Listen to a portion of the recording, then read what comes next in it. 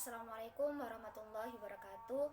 Sebelumnya video ini saya buat untuk memenuhi tugas mata kuliah analisis kelembagaan yang diampu oleh beliau Bapak Beni.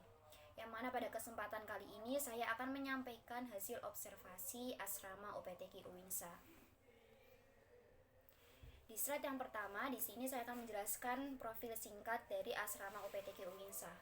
Asrama Putri UKM Pengembangan Tahfidzul Quran UPTQ Uinsa ini merupakan suatu wadah yang berisi para mahasiswi penghafal Al-Quran yang terletak di daerah Jemur Wonosari di kota Surabaya, Jawa Timur.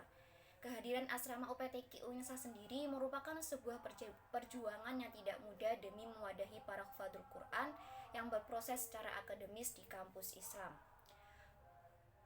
Perlu adanya perjuangan menjaga hafalan dimanapun mereka berada, termasuk di tengah-tengah kesibukan akademis maupun keorganisasian di ranah kampus.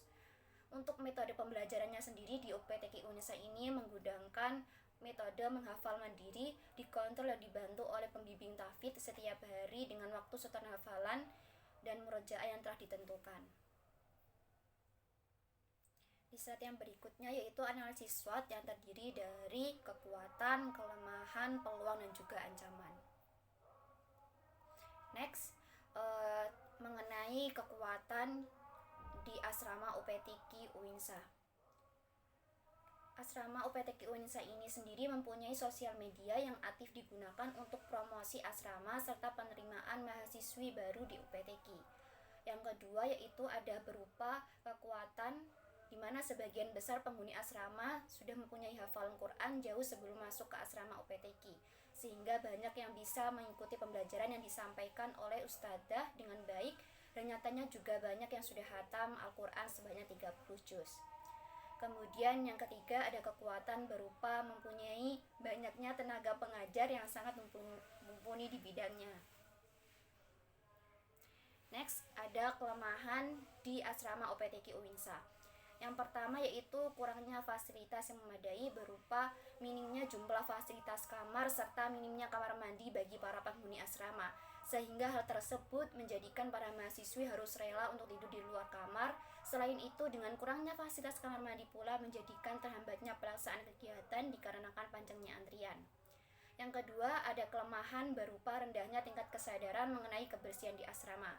Hal ini ditunjukkan dengan masih banyaknya penghuni asrama yang tidak memperhatikan barang kepemilikannya. Yang ketiga yaitu adanya rendahnya tingkat kesadaran setoran hafalan para penghuni asrama, di mana berdasarkan hasil observasi kebanyakan penghuni asrama tidak menggunakan waktunya sebaik mungkin.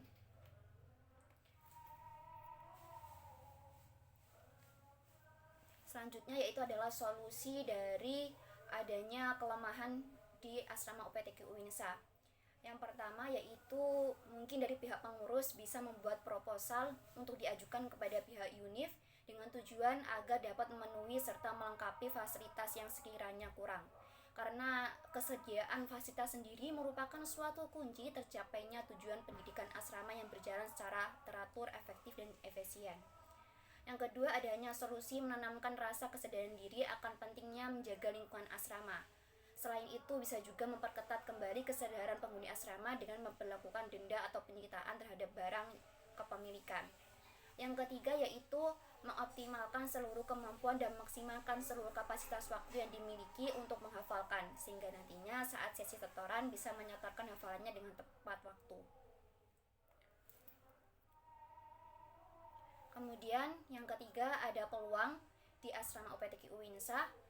Yang pertama yaitu peluang asrama UPTQ Uinsa sendiri ada lokasi yang strategis yang dekat dengan kampus, yang mana dengan hal itu menjadikan pesantren asrama UPTQ banyak diminati oleh mahasiswi yang ingin belajar maupun melanjutkan hafalan Al-Qur'annya.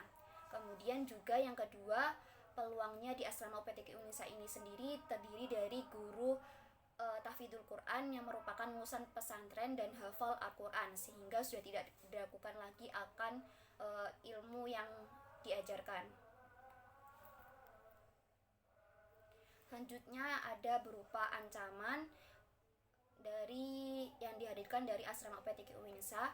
Yang pertama yaitu yang berupa yaitu persepsi dari sebagian masyarakat sekitar terhadap penghuni asrama yang dipahami sebagai sekelompok yang semata-mata hanya belajar agama tanpa peduli pada masalah sosial yang terjadi dalam masyarakat umum. Yang mana dalam hal ini solusi atau strategi yang bisa dilakukan yaitu dengan mampu menunjukkan eksistensi di tengah dinamika masyarakat dengan menjunjung tinggi nilai kesadaran lokal sebagaimana ungkapan populer al-muhafadhu ala qadimu syarih wal aqdlu bil al-jadid al-aslah, yang artinya tetap menjaga tradisi yang lama yang baik dan mengambil hal baru yang lebih baik. Selain itu, tradisi keilmuan dengan karakteristik penghuni asrama yang moderat bisa diharapkan berkembang pada tataran yang lebih tinggi sehingga bisa mengubah persepsi masyarakat. Di slide berikutnya ini terdiri ada bukti foto dari sesi dokumentasi wawancara dengan salah satu pengurus UPTQ UINSA.